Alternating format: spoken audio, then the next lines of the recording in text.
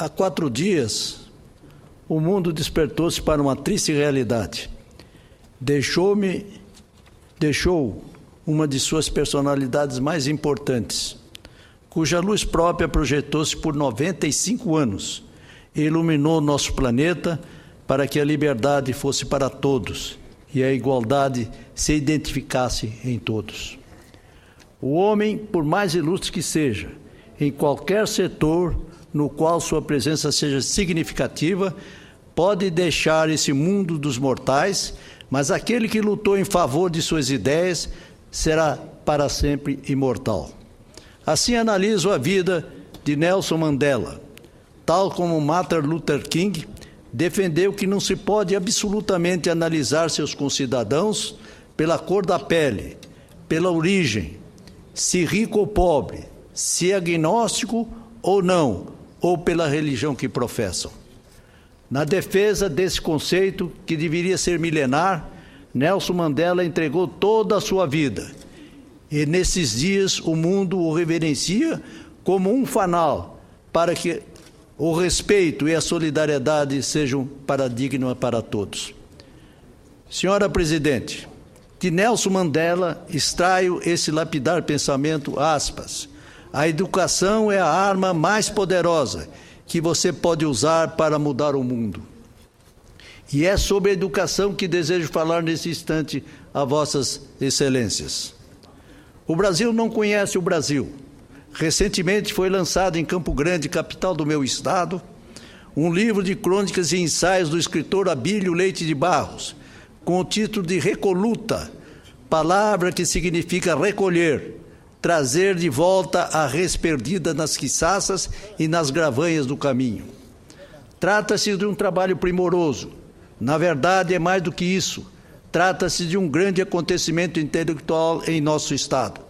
Infelizmente, pelo fato de Mato Grosso do Sul estar localizado fora da área de influência midiática do eixo Rio-São Paulo, a repercussão do livro fica restrita ao público local. Mesmo assim, louvo aqui esse trabalho, dessa que é uma das mais notáveis expressões da cultura sul-mato-grossense. Abílio Leite de Barros nasceu em Livramento, próximo de Cuiabá, mas ainda criança foi morar no Pantanal. Ele relata no livro, aspas, lá ficamos presos por 4 anos pela falta de recursos. Era uma fazenda recém-fundada em área pioneira de ocupação. Morávamos em um rancho de palha e chão batido. Lá aprendi lições marcantes sobre a natureza e a solidão. Era praticamente o único menino naquela pequena comunidade e raramente alguém passava por lá. Aliás, ninguém passava. Aparecia, fecha aspas. Abílio conta que se alfabetizou muito tarde. Começou a frequentar o grupo escolar Luiz Albuquerque de Melo Pereira e Cáceres, em Corumbá, com mais de 8 anos de idade. Sua inteligência e esforço descomunais fizeram com que ele queimasse etapas escolares com muita rapidez. Assim, aos 20 anos, ingressou no curso de Filosofia da antiga Universidade do Brasil, no Rio de Janeiro, onde licenciou-se e posteriormente foi professor. Depois se formou em bacharel em Direito. Deixou o Rio, foi morar em Campo Grande para tornar-se pecuarista, em sociedade com seu irmão, o poeta nacionalmente conhecido Manuel de Barros. Na década de 60, na administração do prefeito Plínio Barbosa Martins, Abílio foi secretário municipal de Educação. Toda essa experiência é contada no livro numa linguagem fluida e cativante. Abílio tem a vantagem de escrever de maneira simples e profunda. Seu texto é um verdadeiro passeio por vários ramos de conhecimento, indo da filosofia à psicologia, da sociologia às ciências políticas, da história aos temas da atualidade brasileira. Senhoras e senhores senadores, o objeto desse pronunciamento, na verdade, é um artigo publicado no livro que me chamou muito a atenção, cujo título é, aspas, Reflexões sobre o Ensino no Brasil, fecha aspas, que eu gostaria de compartilhar com vossas excelências, principalmente Vossa Excelência, a senhora Presidente Ana Amélia e com o eminente senador Cristóvão Buarque. O texto abre com Abílio, contando conversas mantidas com jovens do curso médio que estudam no exterior. Esses estudantes brasileiros relatam que estudaram em Londres, Estados Unidos, Austrália, etc., abre aspas, é mole. Diante da surpresa da afirmativa, uma professora informa ao autor que, aspas, o ensino no Brasil é mais puxado, fecha aspas, do que no exterior.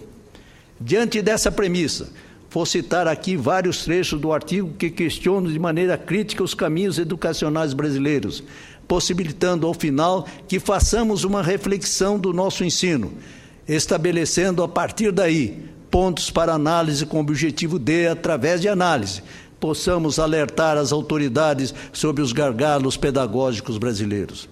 Abre aspas. O professor André Schleicher, físico alemão, encarregado da aferição do ensino entre as nações mais desenvolvidas do mundo, tem opiniões bastante discordantes do nosso ensino, entre aspas, mais puxado. Em entrevista à revista Veja, disse-nos textualmente, aspas, na comparação com 57 países, o Brasil sempre aparece entre os últimos colocados em todas as disciplinas, fecha aspas. E continua, aspas, ora, isso não combina com a orgulhosa professora que nos falou do ensino mais puxado e mais destoa do sucesso dos nossos jovens no exterior. A entrevista do professor Eilacher foi feita em agosto de 2008 e não vi até hoje nenhuma repercussão na mídia e entre as autoridades responsáveis pelo nosso ensino, fecha aspas. Continua Abílio, vou emitir opiniões que me obrigam a dizer que não sou leigo no assunto. Apesar de que muito desatualizado, pois fui professor do ensino médio e superior no Rio de Janeiro e aqui em Campo Grande, onde também fui secretário municipal de educação já faz muito tempo. Mas o ensino também pouco se atualizou. Basta meu bom senso para localizar o centro dos nossos desacertos. Assim, começo por dizer que a causa fundamental do nosso atraso em educação é o ensino, entre aspas, muito puxado, de que se orgulhava a professora. Devo explicar, continua Abílio, o nosso ensino é muito puxado por extensão ou abrangência, e muito raso em profundidade. O muito esforço que se exige dos nossos alunos é um entulho de inutilidades que é obrigado a estudar ou decorar, e, evidentemente, logo esquecer. Dou um exemplo. Perguntei ao moço de Londres sobre as matérias que estava estudando. Ele deu um sorriso e me explicou que só tinha 5 matérias obrigatórias e 2 optativas. E uma das optativas era uma segunda língua. E ele fala português. Ficou apenas com 6 matérias. Fui verificar para comparar como estão aqui os meus antigos colegas. Coitados, eles têm 13 matérias, 13. Por aí pude entender porque o ensino em Londres é, entre aspas, mole. Pedi também ao moço que me dissesse qual a matéria optativa havia escolhido. Era História, e com um novo sorriso maroto, me explicou que lá era diferente. A história não era dada como uma sucessão cronológica de fatos a serem decorados, mas pela seleção de alguns temas. Neste semestre, estudava o papel da Inglaterra na Segunda Guerra Mundial. Vejo nisso um exemplo muito claro da redução do entulho, ou seja, a redução da abrangência pela profundidade. Senhora Presidente, vou citar outros trechos do artigo de Abílio de Barros, pois reputo de grande importância para que possamos refletir com seriedade sobre o problema educacional brasileiro. Abro aspas. Não conseguimos mudar, e é assombroso que continuemos à margem do progresso. Não nos falta inteligência, falta-nos atualização. Nossas escolas ficaram congeladas no tempo, nos ideais humanísticos do século XIX. Toda a pedagogia pressupõe uma concepção da vida e do mundo. Ao planejar o ensino, somos guiados por valores que extraímos seletivamente de nossa cultura e de maneira de ver a sociedade. O ensino brasileiro foi sistematizado de forma muito clara, tendo como modelo a educação francesa. O traço fundamental do modelo francês e a abrangência é a cultura geral que tanto valorizamos. Valores que ainda nos dominam, entupindo nossos currículos com literatura, ciências humanas e sociais, que nos países de melhor ensino são matérias optativas. Nosso ensino é muito abrangente e, por isso, superficial. Está hoje bem definida em política que o caminho fundamental do crescimento econômico e social depende da educação. Também e significativamente aqui, explanado tantas e tantas vezes por Vossa Excelência, eminente senador Cristóvão Buarque. E por ela que se eliminam as diferenças e injustiças sociais, e por meio dela, promovendo a igualdade de oportunidades, que atingimos a desejada socialização. É claro que somos naturalmente desiguais. Uns são mais bem dotados do que outros, e, portanto, desigualdades sempre existirão. Mas o que se pretende é que a educação faça desaparecer essas desigualdades por motivos sociais. Isto é, devemos dar aos pobres, por meio da educação gratuita, as mesmas oportunidades que os ricos dão aos seus filhos. Esse é o ideal a ser perseguido. Esse ideal nunca será atingido com o ensino burro que recebem as nossas crianças. Prioritariamente devemos atacar aquela área especial que nos coloca atrás da Bolívia, a alfabetização.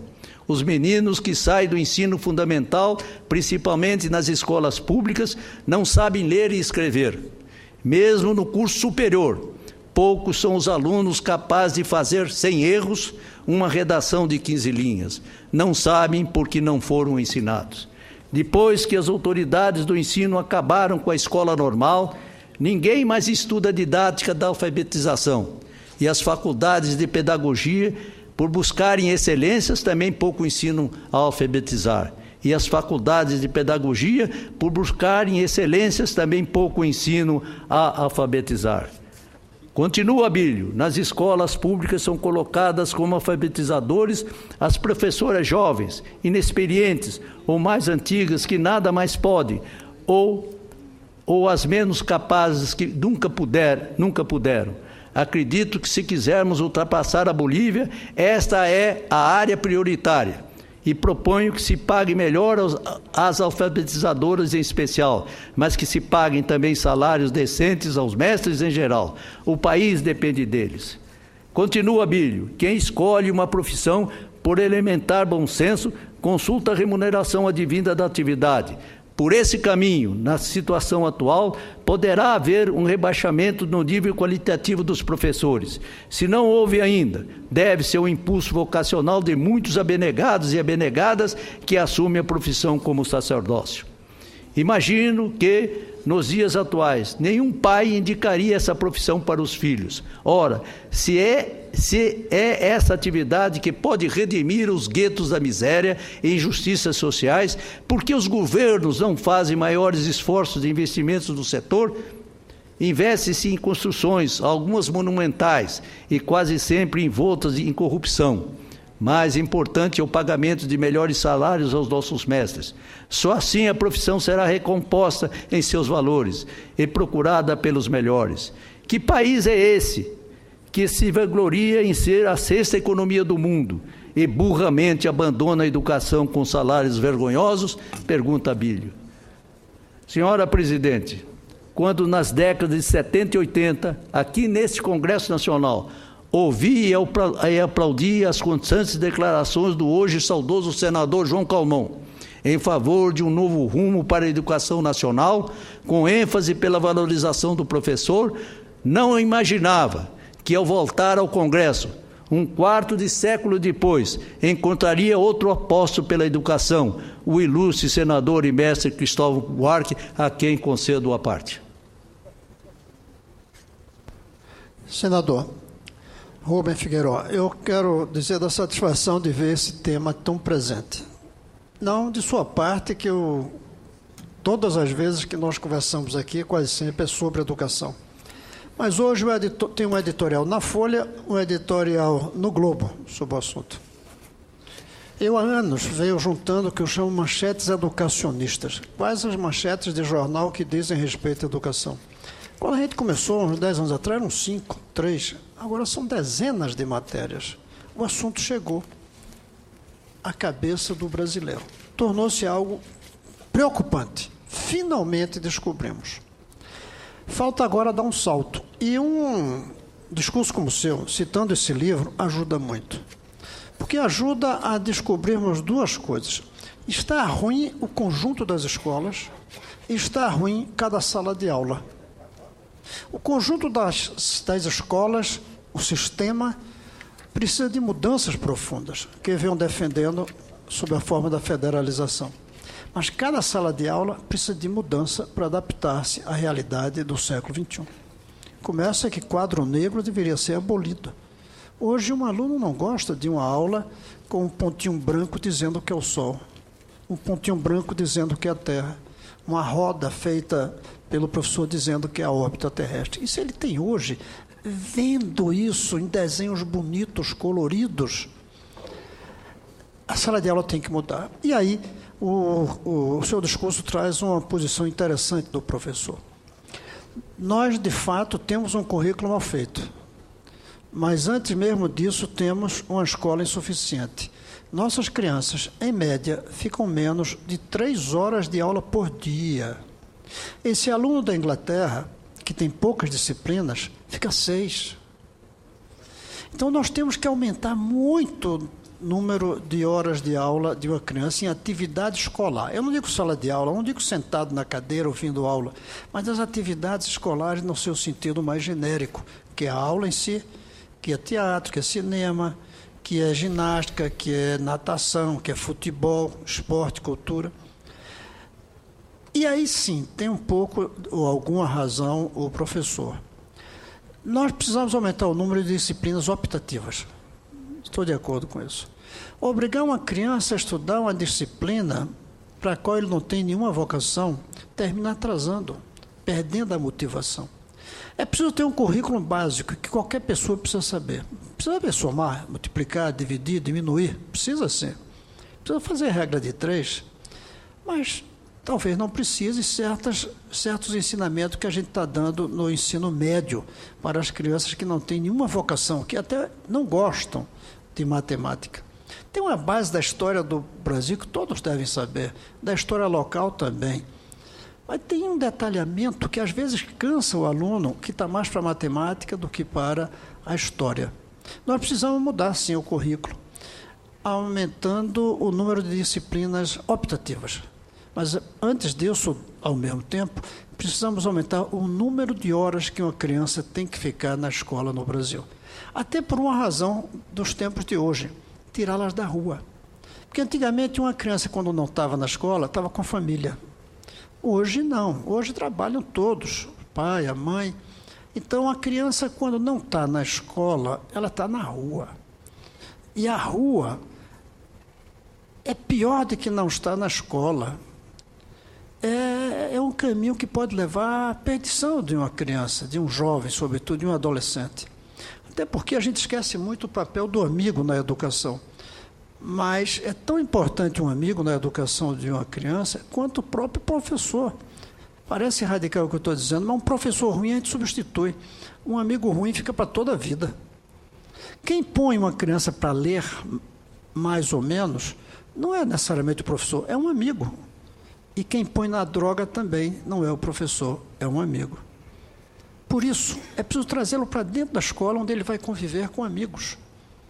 Tudo isso faz com que nós temos a necessidade de aumentar o número de horas de uma criança na escola e aumentar o número de dias de atividade escolar. Teoricamente, temos 200 dias. Os outros países já têm 220. 220 dias ainda dá permissão de férias de quantos dias para 360? É um tempo longo, mesmo contando sábados e domingos. Nós precisamos aumentar o número de dias de aula, o número de horas em aula e reduzir o número de disciplinas obrigatórias. Nesse ponto, eu estou de acordo com o professor que o senhor cita. Mas o que eu fico contente é de ver o seu discurso, com essa profundidade, trazendo para nós o debate sobre a crise mais grave da sociedade brasileira, que é a educação ruim e a educação desigual, que são duas coisas diferentes. E pelo que eu entendi do seu discurso, às vezes um jovem nosso chega no exterior e desempenha melhor do que os alunos de lá. Mas ele saiu de uma escola muito especial daqui. Não foi um jovem agarrado assim por acaso que a gente manda para os Estados Unidos. Se a gente pegar um jovem por acaso e mandar para os Estados Unidos, começa que ele não entende nem a língua. Mas, além disso, ele não vai ser capaz de acompanhar. Agora, quando a gente escolhe um das classes mais altas, das melhores escolas, é verdade, ele chega lá e se sai até melhor do que os alunos de lá mesmo. Parabéns pelo seu discurso. Muito bem, senhor senador Cristóvão Buarque, a sua concordância à exposição que eu estou fazendo e que se baseia na experiência e na inteligência de uma das pessoas da intelectualidade do meu Estado e que possivelmente Vossa Excelência, nas suas constantes viagens, honrando-nos em Campo Grande, tenha tido a oportunidade de conhecer e com ele dialogar, que é o doutor Abílio Leite de Barros, como disse, irmão do grande poeta sul-mato-grossense brasileiro, Manuel de Barros.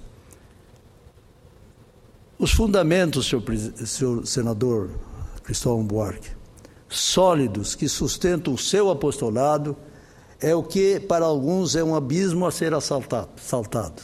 Para outros, como eu, seria a redenção do ensino, sobretudo o fundamental em nosso país.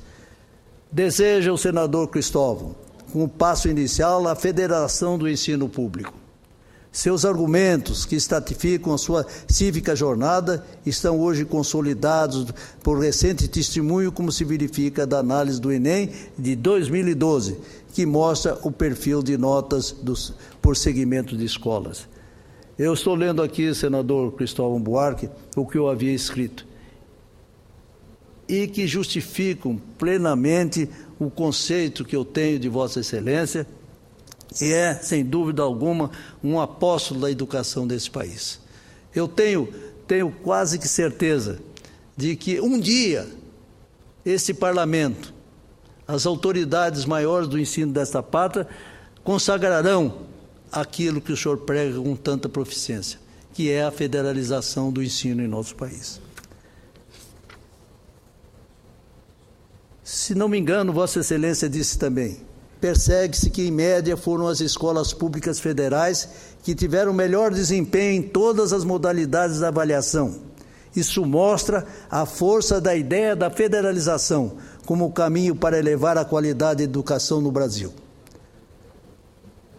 Das mais de 11.200 escolas analisadas, são as públicas federais que apresentam as maiores notas em linguagem e códigos, matemática, ciências humanas, ciências da natureza e redação. Ficam acima das escolas da rede privada de ensino, em todas as disciplinas e bem acima das escolas públicas estaduais e municipais. Por exemplo, enquanto a média das públicas federais em matemática foi de 606,51, a das escolas privadas foi de 597,88. A das públicas municipais de 531,87 e a média das públicas estaduais em matemática ficou em 485,18. A maior parte das escolas analisadas era da rede pública estadual, 5.906, seguidas pelas 5.102 escolas privadas e 137 da rede pública federal e 97 da rede municipal. Não só a tese do eminente senador Cristóvão Buarque, ela tem ainda um extrato importante, o qual jamais será possível uma educação básica de escola, sem que haja valorização salarial do professor, única em todo o país para o ensino público. E esse é o ímã que a federalização traria. Tem razão o senador Cristóvão Buarque, e a sua tese modestamente me filio.